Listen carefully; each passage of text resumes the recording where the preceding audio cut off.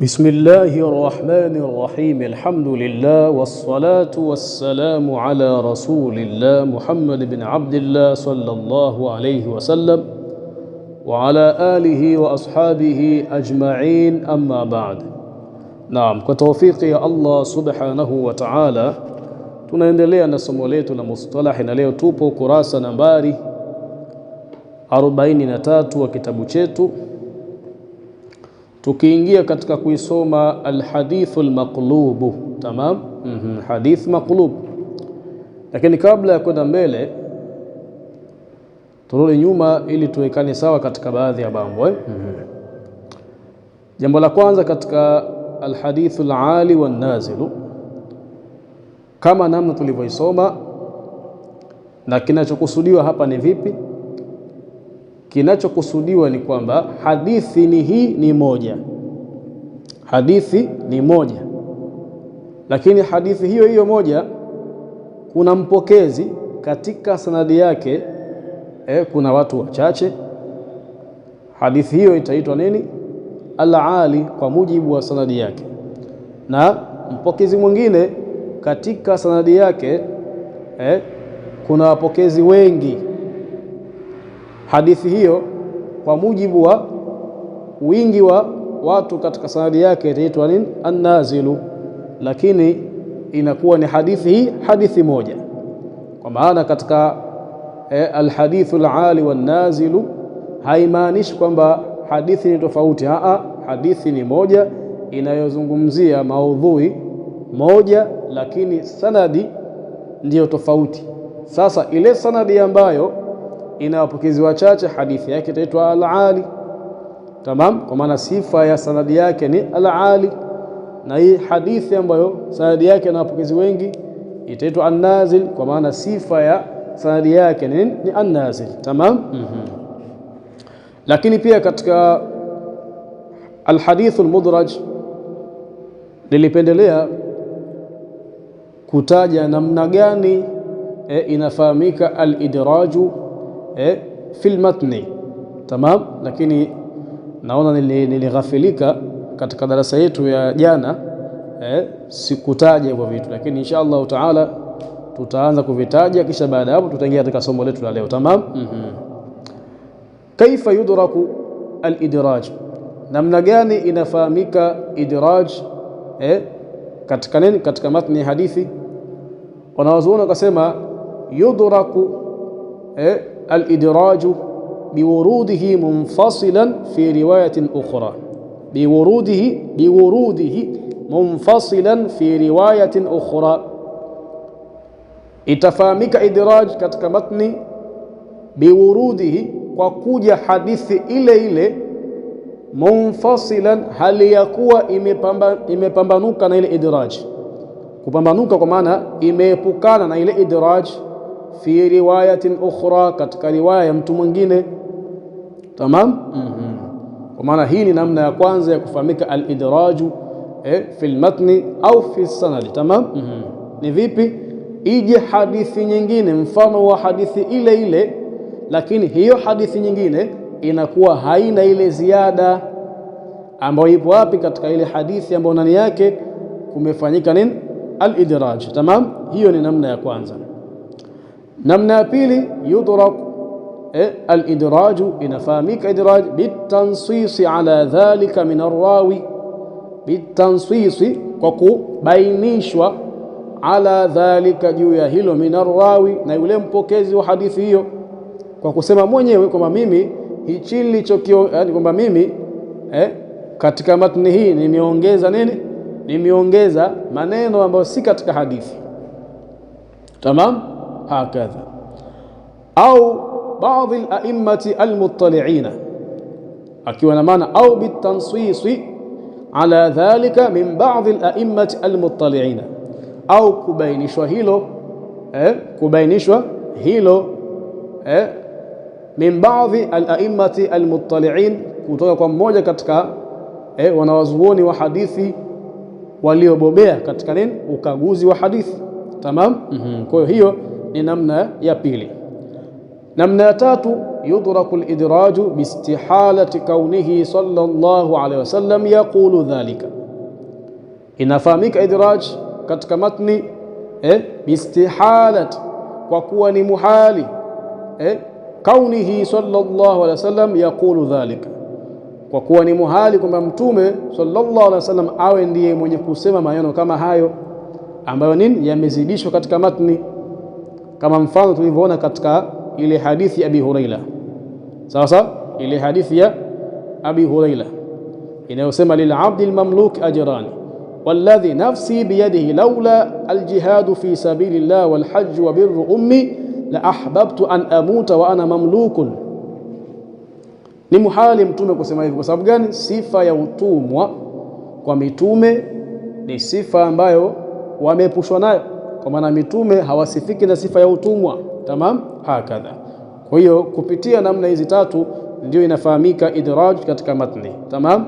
Namna ya kwanza biwurudihi munfasilan fi riwayatin ukhra. Namna ya pili بالتنصيص على ذلك من الراوي أو بعض الأئمة المطلعين. نمنا تاتو باستحالة كونه صلى الله عليه وسلم يقول ذلك. تمام. tunaendelea. Anasema Sheikh, al-maqlub hadithi maqlub huwa al-hadithu alladhi, ni hadithi ambayo waqa'a fi matnihi au fi sanadihi taghyirun.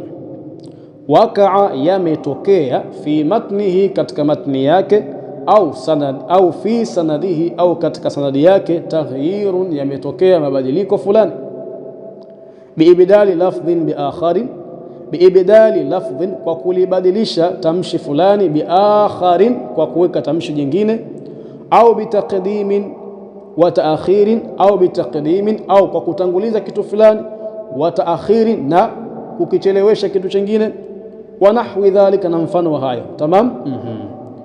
Hiyo ndiyo taarifu ya alhadith almaqlub. Sheikh baada ya hapo akaingia kutueleza aina zake, akasema anwa'uhu, kwa maana hadhihi anwa'uhu, hizi ni aina za hadith almaqlub.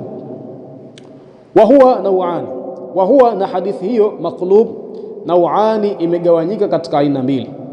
Al-awwalu, aina ya kwanza, alqalbu fi sanad, ni kupatikana yale mabadiliko katika upande wa sanad, wa suratu, na sura yake, kwa maana namna yake, an yuqaddima wa yuakhir asma rawi, an yuqaddima ni atangulize mpokezi, wa yuakhira na acheleweshe mpokezi, isma rawi, jina la mpokezi, jina la mpokezi. Wadhalika, na hilo, bi an yakuna al-aslu, ni mfano wa kuwa asili, Ka'b ibn Murratan mathalan, kwa kutolea mfano asili jina la mpokezi niliwe vipi? Ka'b ibn Murratan, jina lake liwe hivyo. Tamam. Fayaqulu, basi anasema mpokezi mwingine Murratun ibn Ka'b, Murratun ibn Ka'b. Anasemaje? Murratun ibn Ka'b. Hapa anakuwa mpokezi huyo amefanya nini? Amefanya taqdimun wa ta'khirun. Sawa, katika nini? Ismi rawi, katika jina la mpokezi wa hadithi, kwa maana asili yake ilikuwa ni Ka'b ibn Murrat. Yeye akasemaje? Murratun ibn Ka'b, Murratun ibn Ka'b. Tamam, hakadha. Kwa hiyo ni mfano wa nini? Wa at-taqdim wa at-ta'khir fi ismi rawi, katika jina la mpokezi.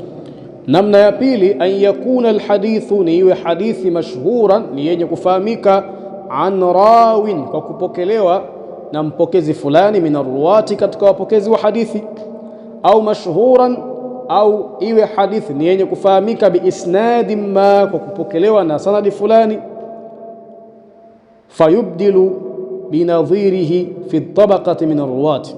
Fayubdilu, anakuja mtu anaibadilisha hadithi hiyo, fayubdilu, anakuja mtu anaibadilisha hadithi hiyo, binadhirihi, kwa kuiegemeza kwa mpokezi mfano ule mpokezi wake. Tamam. Fayubdilu, anakuja mpokezi anaibadilisha hadithi hiyo, binadhirihi, kwa kuiegemeza kwa mpokezi mwingine mfano ule mpokezi wake wa asili, fi tabaqati, katika tabaka yake, min arwati, katika wapokezi wa hadithi. Tamam. Wadhalika, na hilo, mithlu hadithi mashhurin bi Salim ibn Abdillah ibn Amri. Wadhalika, na hilo, mithlu hadithi mashhuri, mfano wa ile hadithi yenye kufahamika, bi Salim, kupokelewa na Salim ibn Abdillah ibn Umar. Tamam. Fayubdiluhu binafi'in, anakuja mtu anaibadilisha binafi'in, na anaifanya ionekane kuwa imepokelewa na Nafi', ma annahuma tabi'iyan, ma annahuma, pamoja na kwamba wawili hao tabi'iyan, wote ni tabi'i, wote ni tabi'i. Sasa hiyo namna ya pili ya nini? Ya alqalbu fi sanad. Tamam, hakadha. Kwa hiyo alqalb inapatikana kwa kulitanguliza na kulichelewesha jina la mpokezi, kwa maana kuligeuza mbele nyuma, nyuma mbele, kama ilivyokuwa kwenye Ka'b ibn Murra. Sawa, akaligeuza kwa nini? Kwa ni Murratun ibn Ka'b. Tamam, hakadha. Athani, aina ya pili ya alqalb, alqalbu fil matni, ni kupatikana mabadiliko katika nini? Katika matni ya hadith. Alqalbu fil matni ni kupatikana mabadiliko katika matni ya hadith.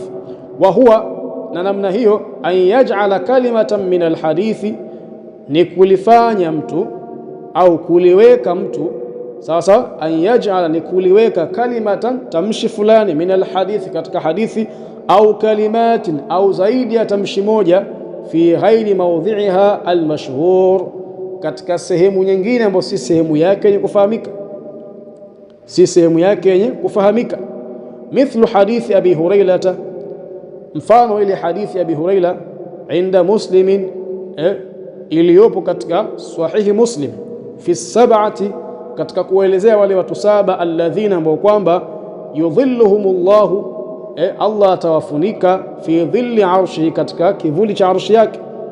Wa fihi, na ndani ya hadithi hiyo kuna matamshi yanayosema, wa rajulun tasaddaka bi sadaqatin, na mtu ambaye aliyetoa sadaka, fa akhfaha, akaificha sadaka hiyo, hatta la ta'lama, mpaka usifikie kutambua, yaminuhu, mkono wake wa kulia, ma, kile ambacho, tunfiqu shimaluhu, kinachotolewa na mkono wake wa kushoto.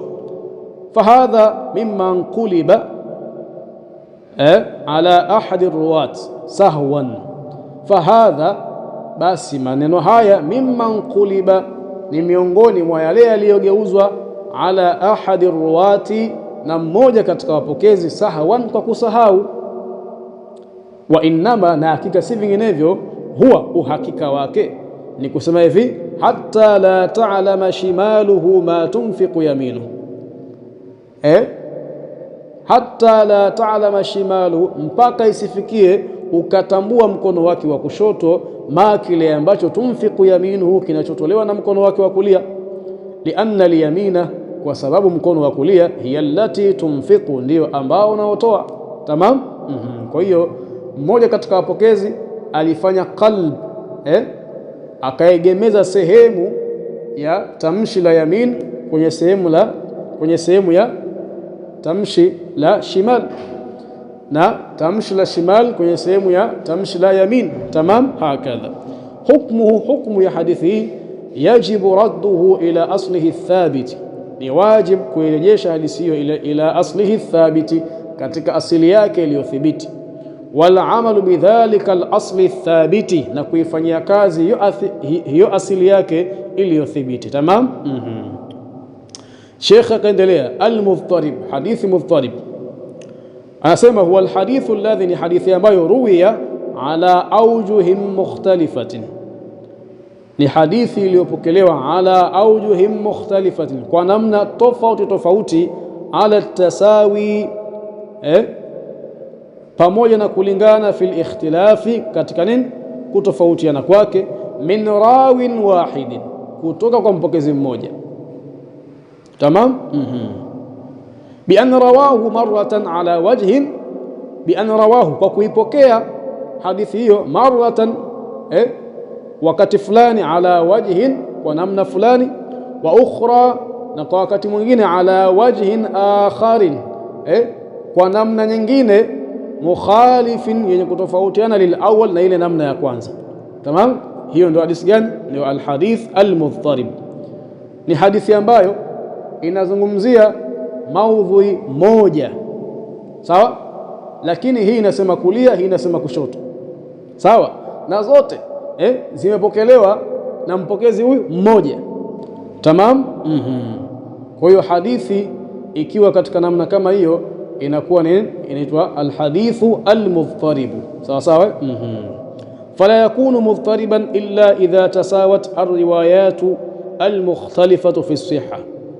Lakini Sheikh anaendelea kusema, anasemaje? Fala yakunu mudhtariban, na haiwi hadithi hiyo kuwa ni mudhtarib illa, isipokuwa idha tasawat alriwayatu almukhtalifatu, zitakapolingana hizo riwaya zilizotofautiana, fi sihhati, katika kuwa zote ni sahihi, fi sihhati, katika kuwa zote ni sahihi, bihaithu, kwa namna ambayo la yumkinu at-tarjihu wala al-jam'u bainaha, la yumkinu, haitowezekana, at-tarjihu, kuitilia nguvu moja na kuziacha nyingine, wala al-jam'u bainaha, wala kuzikusanya zote kwa pamoja. Tamam. Kwa hiyo hadithi kama hiyo inakuwa ni hadith mudhtaribun. Kwanza ni sahihi, zote ni sahihi au zote ni hasan, sawa sawa. Lakini pia hatuwezi kuitilia nguvu yoyote tukasema hii ndio iko sawa, hii haiko sawa. Kwa sababu gani? Aliyezipokea ni thika, sawa, na zote ndani yake ijtamaat sifatul qabul, zimekusanyika sifa za kukubaliwa, sawa. Kwa hiyo hatuwezi kuitilia nguvu moja tukaacha nyingine, lakini pia hatuwezi kuzikusanya. Kwa sababu gani? Moja inasema kulia, nyingine inasema kushoto. Tamam. Hakadha Sheikh akaanza kusema, amma idha amkana tarjihu ihda riwayati, ama itakapowezekana, amma idha amkana, ama itakapowezekana, tarjihu, kuitilia nguvu, ihda riwayat, riwaya moja kati ya riwaya hizo, likauni rawiha, kwa sababu ya kuwa mpokezi wake, akthara hifdhan, ni mwenye hifdhi ya kiwango cha juu, au akthara sihhatan, au anasifika zaidi kuswihi, lilmarwiyi anhu, kile kilichopokelewa kwake yeye, fayakunu alhukmu bilqabuli lilriwayati arrajihati hatman, fayakunu alhukmu, basi inakuwa hukmu bilqabuli, ya kuikubali, lilriwayati arrajihati, ile riwaya iliyotuliwa nguvu, hatman, inakuwa ni wajib. Tamam. Walmarjuhu, na ile riwaya iliyotiliwa nguvu, yakunu shadhan, itakuwa ni shadhan au munkaran au ni munkar, wala idhtiraba, hina idhin, wala idhtiraba, na hakutohukumiwa kuwa hadithi hiyo ni mudhtarib hina idhin, kwa wakati huo. Tamam. Kwa hiyo ili hadithi iwe ni mudhtarib, tamam, ni lazima kushindikane kuitilia nguvu hadithi yoyote miongoni mwa hizo hadithi ambazo zimetofautiana, lakini pia kushindikane kuzikusanya sehemu moja, kwa sababu ikiwezekana kukusanya sehemu moja itakuwa ni mukhtalifu alhadith, sawa sawa, itakuwa ni mukhtalifu alhadith, sawa. Kwa hiyo ikishindikana kutiliwa nguvu riwaya yote kati ya riwaya hizo, basi hadithi hiyo itakuwa ni mudhtarib. Lakini pia ikishindikana kuzikusanya pamoja, pia nini, hadithi hiyo itakuwa ni mudhtarib. Tamam. Lakini ikiwezekana kuitilia nguvu riwaya moja miongoni mwa riwaya hizo, sawa sawa, au ikiwezekana kukusanywa, sawa, basi hadithi hiyo nini, haiwezi kuwa ni mudhtarib. Tamam. Itachukuliwa ile hadithi ambayo nini, ina nguvu, sawa, na ile ambayo, yani itachukuliwa hadithi ambayo ina nguvu itahukumiwa kuwa ni sahihi, na ile ambayo imetiliwa nguvu, haina nguvu bali imetiliwa nguvu, itahukumiwa kuwa ni shadh au munkaran. Tamam.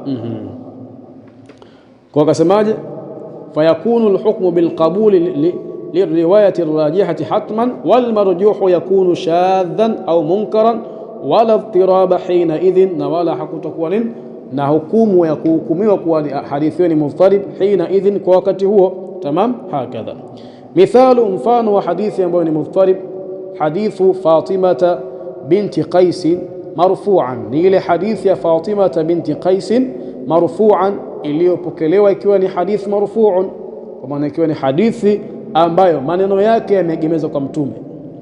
Inasemaje hadithi hiyo? Inna fil mali la haqqan siwa zakati, hakika katika mali kuna haki siwa zakati, isipokuwa zaka.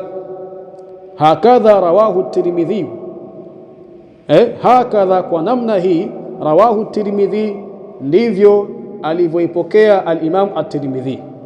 Wa rawahu Ibn Majah, na akaipokea hadithi hii nani? Ibn Majah, marfu'an, ikiwa vile vile pia ni marfu', anha, kutoka kwa huyo Fatimata binti Qais, aidan vile vile bilafdhin, kwa tamshi linalosema laisa fil mali haqqun siwa zakati, katika mali hakuna haki isipokuwa zaka.